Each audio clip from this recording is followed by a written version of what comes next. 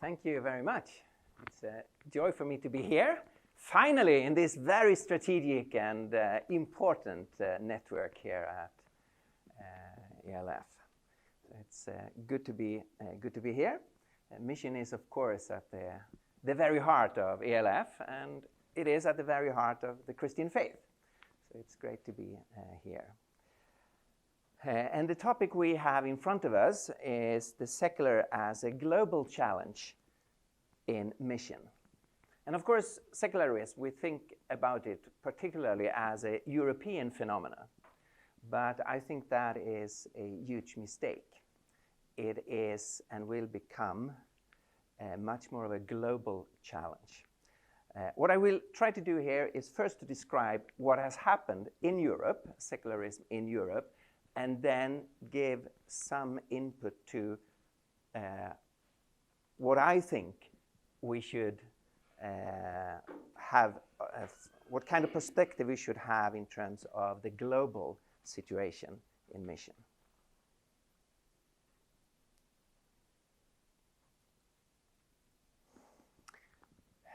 I would like us to start not in Europe and not with secularization, but with the start of the Christian movement. It is really something amazing if you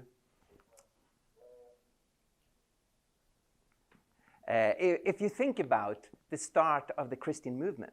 How on earth could such a small group of people have such an immense influence? After the execution of Jesus, you have like 120 people in Jerusalem. They are numerically limited, they are ethnically limited, they are geographically limited, they are without any political or financial resources. They are limited in every sense. Yeah, they have some friends up in Galilee, so there are more than 120, but it's still a very small group of people. And yet, in 300 years' time, their belief will take over the Roman Empire. How on earth did that happen?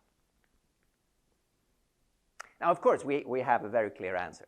That's because of the resurrection of Jesus. God rose Jesus from the dead, and the outpouring of the Spirit. That's the explanation for why the gospel then just exploded in all directions. Thomas brought it to India. Philip gave it to the Ethiopian who brought it to Africa. Paul traveled further north and west and gave it to Europe. So it's exploding out from Jerusalem in all different directions. And of course, the key is the resurrection and the outpouring of God's Spirit. That's the secret. When historians look at this, they are amazed about this historical development. How on earth did this happen? And of course, a lot of them would say, well, maybe God rose Jesus from the dead. Maybe God poured out his Spirit, but I'm not in a position to take that into account when I'm looking to the historical development. So if I put that on side, are there other factors that can explain what happened? And here is a Cambridge historian focusing on antiquity, ancient Rome, and the growth of the Christian movement. And he says, Christianity was victorious because the early Christians outlived, outthought, and outdied the world around them. So he's identifying three key factors. Their lives, and he's thinking about their love. Of course, the love between brothers and sisters in Christ, but he's especially thinking about the love Christians showed for non-Christians.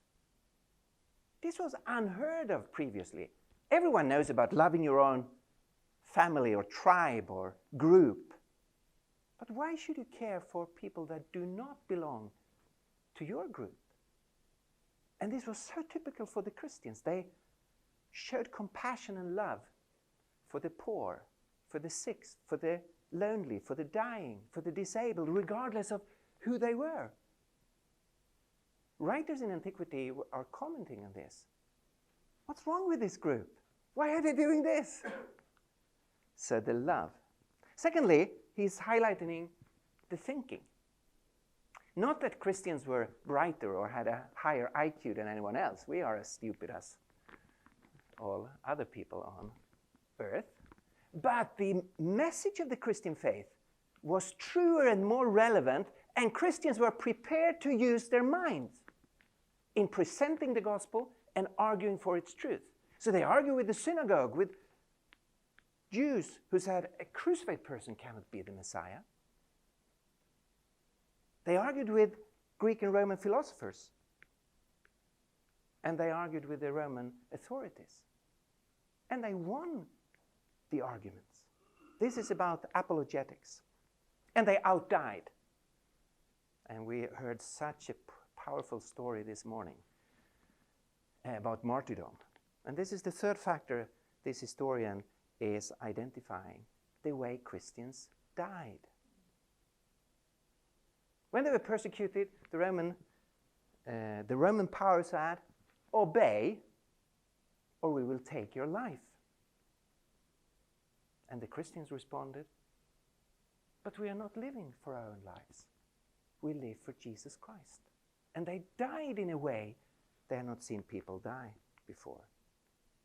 I think these are three really crucial areas if we are going to see the Christian faith coming back in full force in Europe.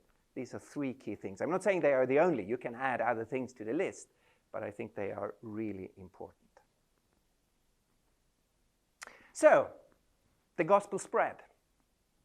And if we concentrate on Europe, Paul brought it to Europe. We can name the first Christian in Europe. Maybe she wasn't the first, maybe there were others, but the first we can identify with the name is Lydia, who received the gospel and opened her home for Paul for further missions. And then the gospel spread. Further north, further west. In the 9th century, the Bishop of Bremen, so we're grateful for the Germans, the Bishop of Bremen sent 2 monks to preach the gospel to my country, to the Vikings. Kind of scary assignment. They went on a ship to sail up to current Stockholm. It was called the Birka at the time. The ship went down in the sea, but the 2 monks survived. And by foot, they walked up to Birka and preached the gospel, started the first church. Now, historians said, even before that, there were some Anglo-Saxon missionaries coming to Sweden. So we are grateful also for the influence from the Anglo-Saxons. This means that the gospel has been in Europe, in some places for 2,000 years, and in other places, like up in the north, for more than 1,000 years. And gradually it has put its mark on European culture. Of course, we know that there has been a lot of forced conversion and a lot of cultural Christianity, a lot of nominal Christianity. But still, since Jerusalem fell, year 70, Europe has been a kind of motherland for Christianity. And out of Europe, missionaries have been sent to so many other continents. And the mindset of Europeans have for so long time been marked by the Christian faith. For most people, a belief in God, a respect for the Bible, even if people have not been personally Christians. Globally, we see now the best time ever in the history of God's kingdom. The gospel is just exploding in South America. The gospel is exploding in Africa, sub-Saharan Africa. The gospel is exploding in China and other places in Asia. Never before in world history has so many people come to faith in Jesus Christ. Never before in world history has so many churches, new churches been planted. This is a victorious time for the kingdom of God. And quite a few of those strong revivals, there are roots back to Christians in Europe who went out as missionaries. The big exception is this continent. When the gospel is flourishing in so many other places on the globe, the church is collapsing here. And I often use this picture. It's a NASA picture of Europe lit up by the lights of the city. So, you know, Birka talked about Stockholm, it's up there. I use this as a metaphor. All those lights as a metaphor for the light of the gospel that has lit up this continent. But to everyone's surprise, during the last century or the last 50 years, suddenly the lights are going out and it becomes darker. And all the small dots you see here are going out. And darkness is coming back into Europe.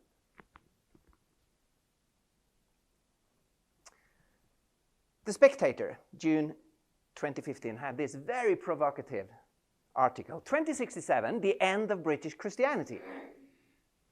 How on earth could I have that prophecy? Very simple. They took the statistics between 2001 and 2011, 1 decade. What's the development? It's very negative. If you just extrapolate from that, it's the end of Christianity in Britain, 2067. That's kind of dramatic. 2017, Metro showed a new survey with this depressing results. It showed that people were won for Christ, people from non-Christian background joined the churches, but for every one person brought up in a non-religious household who starts going to church, 26 people raised as Christians turn into non-believers, a new report found. I'm not at all interested in the details and the specifics. You can ask a lot of questions about these kinds of surveys. What I'm interested in is the tendency, the direction. And I can give you a lot of statistics from my country, and the tendencies are the same. We are moving in the wrong direction. If we take young people in Europe, here is statistics from the European Union. People between 16 and 29 years, they had to self-identify their religious conviction. If they are Catholics or Orthodox or Protestants, or if they are Muslims or Jews or Hinduism. And then, of course, there was one box to tick, no religion. So you don't even affiliate as a nominal or cultural or religious person. And here's the figures for 22 of the countries. The country we are in now, Poland, we forget Israel for a moment. For some strange reason, it's counted into Europe. It did so yesterday night in the European Song Contest also, but that's the only time, I think, that's counted as Europe. But if you take Poland, it's maybe together with Malta the most religious country still in Europe. So it's only 17% of young people who say no religion. So the huge majority would, of course, tick Roman Catholic. So there are still some countries where even a kind of nominal or cultural religious belief is still strong and common and the kind of natural default position for young people. But you see, there's Russia, 49%. But then the majority of young people pick no religion, not even cultural. So, and if you come up to my country, 75%. The default position is no God, no religion at all. That's really a dramatic difference. So now for the majority of countries in Europe, for the young generation, the default position is secular. No one 100 years ago could imagine this. 100 years ago, we had a thriving church in Sweden. We had recently had strong revivals that had swept the country. There were to come a strong Pentecostal revival in the beginning of the 20th century. Sweden was known as a strong missionary country, sending missionaries out in the world. And today, we are often labeled the most secularized country in the world. In this statistics, we are number 3 behind Czech Republic and Estonia. No one foresaw this. Why has it happened? Is it possible to understand, or is it just a mystery? I think it's possible to understand. And of course, there are a number of factors. One factor is the mixture between state and church, where the church became an oppressive factor, not a liberating factor. Another aspect is urbanization. The move from the countryside to smaller cities, from smaller cities to the really big cities. And we have not been good in planting new churches in the big cities. So people have been brought up within a religious context in where they come from, and then they move to the cities. And in that move, they have lost the connection with the Christian faith. In Sweden, it's too late that we have started to plant new churches in the big cities. We are doing it now. All the denominations are doing it. So that's really positive. But we should have done it much, much earlier. So there are several factors, but the key factor, in my view, has to do with ideas. That we as a culture, we are drinking from two different wells. We are nourishing ourselves from two different sources. There are two different root systems for Europe. And I'm well aware that this is a huge simplification, but I still think it's a true simplification. It covers some basic truth here. The first root system we have is, of course, the Christian faith, starting with Jesus, or we could start with Abraham, of course, but if we start with Jesus, when the good news becomes available for us Gentiles. So back in the 30s, the Christian movement explodes, the gospel is being preached, and gradually, during the 300 years, it dominates the Roman Empire. And from that point on, it is the dominant perspective, the dominant faith in Europe. Of course, there's a lot of ups and downs. The fall of Rome was a huge crisis. In the Middle Age, before the Reformation, there was deep theological confusion and corruption. And the Reformation was such an important renewal and reformation of the Christian faith. So there's a lot of ups and downs, of course. During the 18th and 19th century, in many places, there are strong evangelical revivals affecting many, many people. In my countries, hundreds of thousands of people. And 100 years ago, around 1900, in many places in Europe, it is a strong church. It's not a perfect church. There's a lot of problems and sinfulness and whatever. But it's still a thriving, dynamic church. No one at that point could imagine the secularization of Europe. Why then did it happen? It has to do with the other root system. In Christianity, the starting point is God. He is eternal. He has always been there. He's the source of everything as the creator. He's the goal of everything. He's the meaning of everything. He's the norm for everything. We are creatures living inside a creation, and the whole meaning with our existence is tied with God. We come from Him, and we are here for Him. Now, the other root system says no, not God. And that root system is humanism. And I put a philosopher here, Protagoras. He's the one who formulated man is the measure of all things. So it's not God, not something external to me. It's man, not humankind, but I as an individual. The individual human being is the norm, the source, the authority, the guiding principle. There's nothing above, beyond me. I'm not subjected to anything. That's humanism. Man is the measure of all things.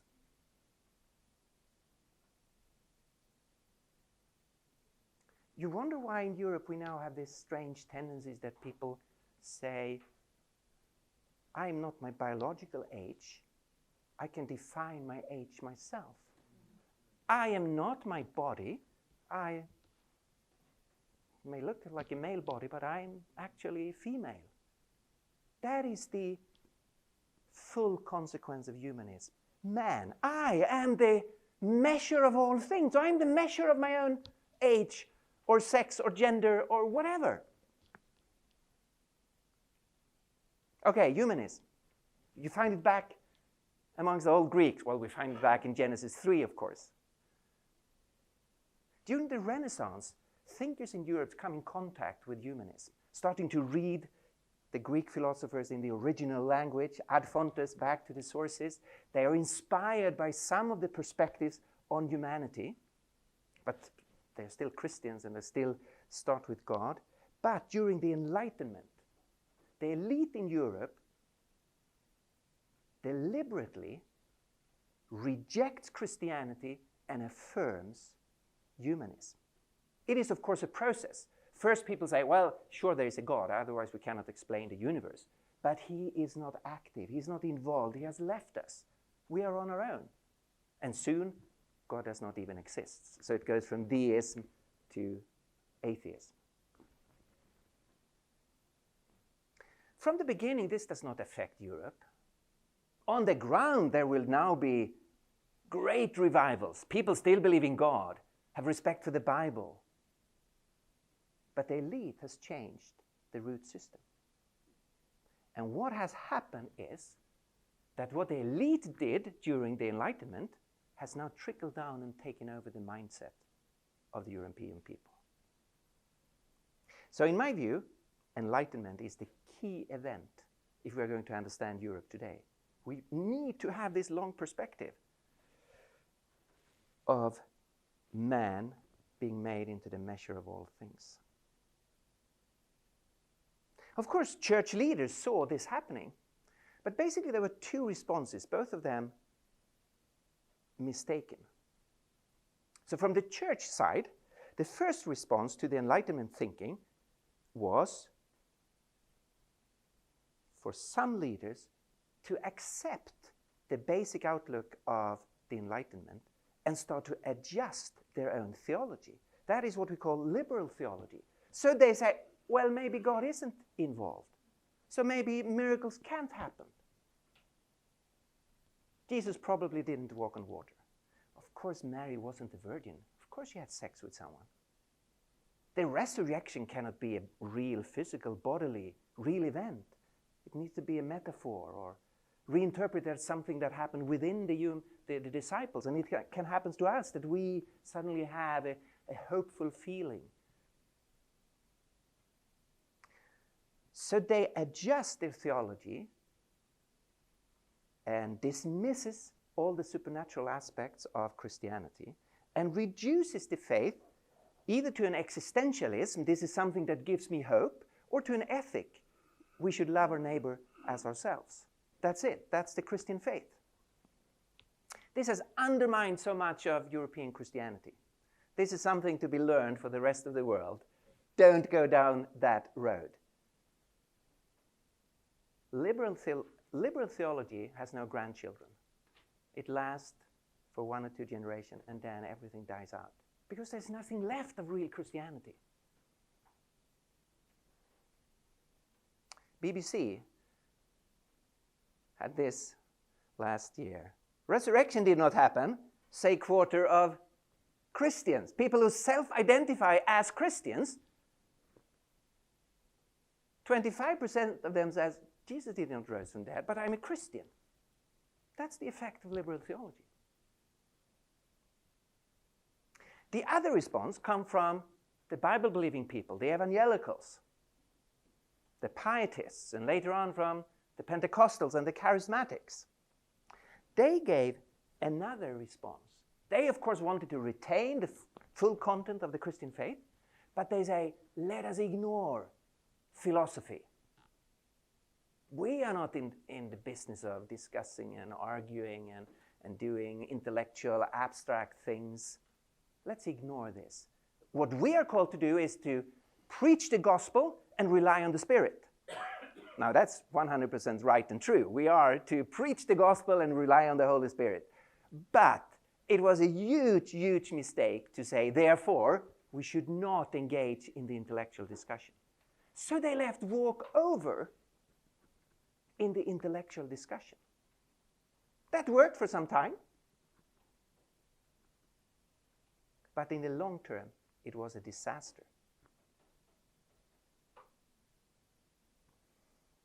And the main reason it was a disaster was that from the beginning, very few people were affected with what the elite were thinking because of the educational system. Very few people were in the educational system. I can take my father, it's just one generation back. When he grew up in Sweden, the default position was you go 6 years in school and then off to work. The majority of people, that's the way it was. You studied 6 years and then off to school. Those 6 years were marked every day by the Christian faith. You started by singing a hymn, you prayed in the classroom, you have to study Christianity and church history. So you had 6 years education, and Christianity, in some form, was present in the classroom every day. Okay, what has happened since then? Huge change. The default position in Sweden today is that everyone is 12 years in school, and more than 50% then goes on to university for 3, 4, 5, or 6 years. This means that the majority of young people today are between 15 and 20 years in the educational system, and no one sings a hymn. On the opposite, so Christianity is not part of the classroom, of course. It's replaced by hard criticism of the Christian faith. Constantly. That is what you're confronted with during your the most formative years in your life, during 15 years. Recently there was this is from a PhD dissertation in Sweden, a non-Christian scholar, analyzing what's the attitude towards religion and Christianity in the classroom. And here's her finding. The findings indicate that the secularist discourse was hegemonic in the classroom practice. Religions and worldviews was seen as something outdated and belonging to history. A non-religious, atheistic position was articulated as neutral and unbiased in relation to the subject matter and was associated with being a rational, critically thinking person. That goes for the teachers, for the school books, and the general attitudes amongst the students. This is a huge change. So what is communicated in the educational system is that, yeah, previously we were Christians, but we have moved on from that. We have left that. That belongs to the past. It's not even an option any longer. We have moved on. And today, to be a rational, critically thinking person, you are an atheist.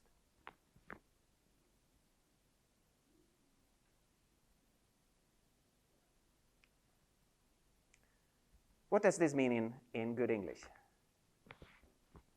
This is the Easter issue of the famous German magazine, Der Spiegel.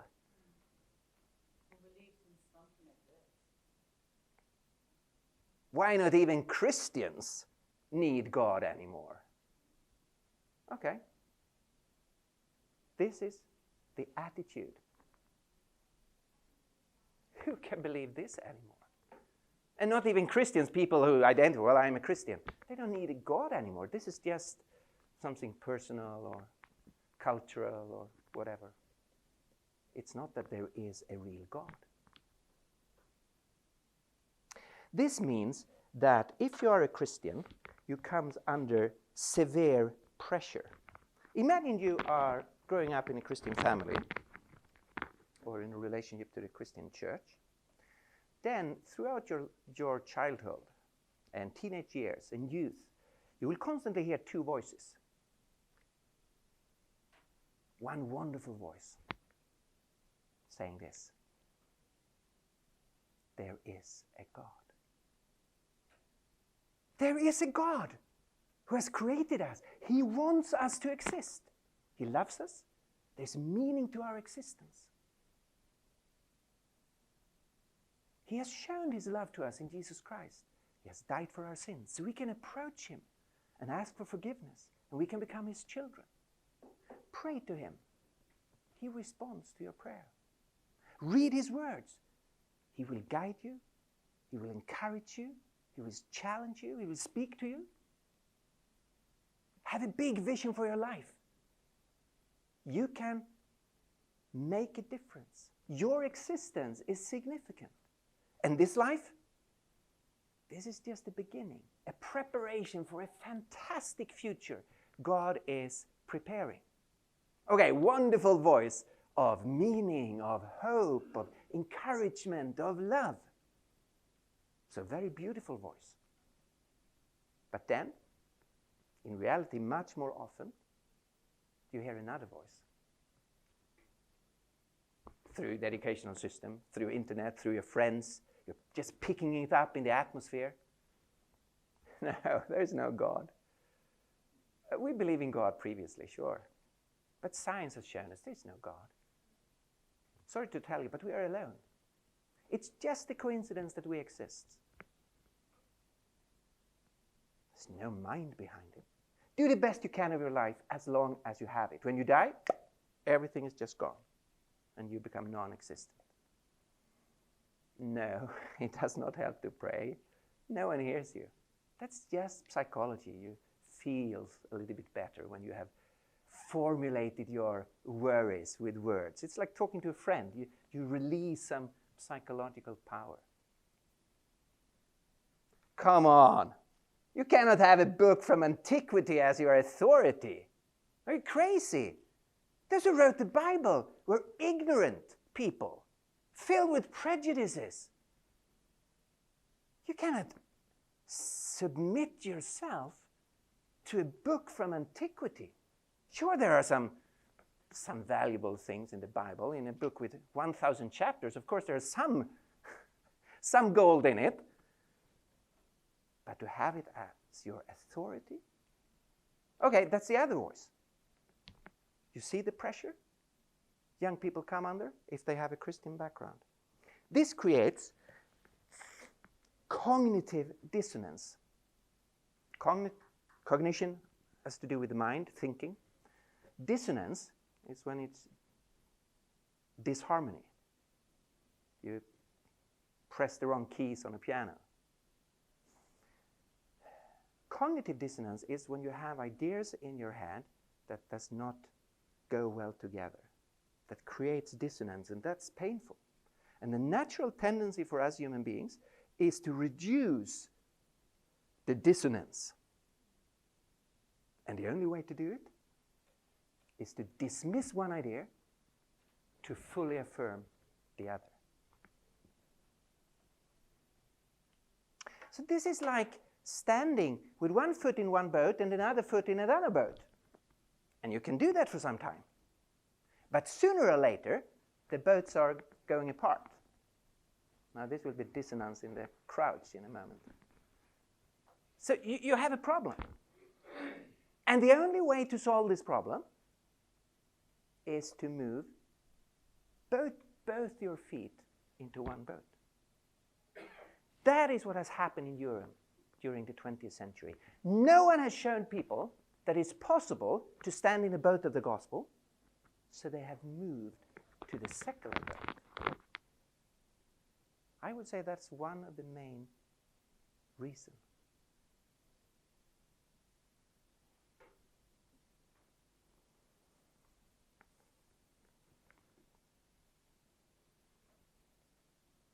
For the secularization. And this calls us as Christians to respond in a new way that Christians earlier didn't do enough. We need to, not as the only thing, but as one important thing, to introduce Christian apologetics on a broad scale. To help the Christians, and of course to help non-Christians, to see the truth and the relevance and the power of the gospel. So we need to really do something in Europe. But then you can ask, why should the growing church in Africa, Asia, and Latin America care about this?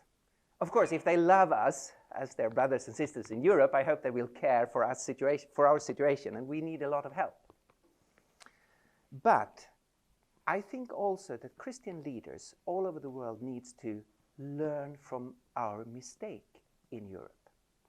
Because we live in a global world, and there is no way to hide today.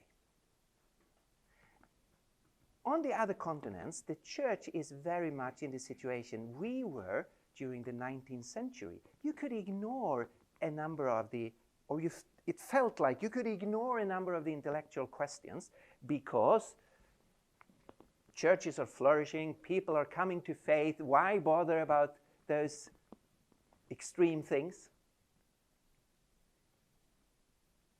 But today, more and more people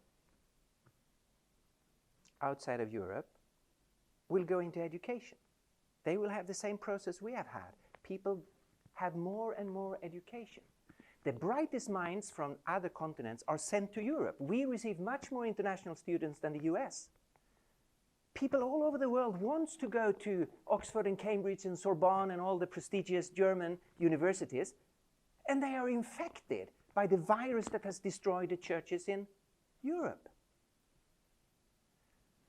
Christian leaders all over the world need to learn from our mistake, and they need now to start to implement apologetics, a Christian worldview, a Christian mind, and start to deal with those issues. Europe is dominating the world in terms of ideas, and those ideas are spreading through media and through internet. For some strange reasons, Europe has been like a greenhouse for ideas during the last 500-600 years. And ideas, European ideas, have a tendency to spread all over the world. Young people in Africa, Asia, and Latin America are confronted with ideas that have their roots in secularism. And Christian leaders need to see that and help the next generation. Education everywhere is the key to the future. And in so many places, people look to European education because of the prestige of some of the universities here. But those educations are heavily marked by secularism. And therefore, Christians need to find ways of combating that in different ways. And we need to do that not only for university students, but for the churches, for all ages, because everyone sooner or later will be confronted by this. I was in Ghana, in Accra, and talked to African students there. They were reading Richard Dawkins' The Illusion of God. Now, their parents were not at all aware of anything of this, but the university generation, they were looking to the West and were drinking this kind of poison. And the churches was, of course, doing nothing because they don't saw the need. So they were repeating the mistake of the European church. So here's my advice. Take action before it becomes a cultural monster. We reacted too late in Europe. Help Christians to develop worldview thinking, a Christian mind, Christian apologetics. Make it not into a special case, but create an apologetic culture in the churches where it's natural to motivate our faith, not only proclaim it, but explain it and motivate it. And work with the most important issue. We are so easily focusing on the lesser issues, fighting in-house wars between Christians. What is the right doctrine on this area or this area? Where there are much bigger questions we need to keep in focus.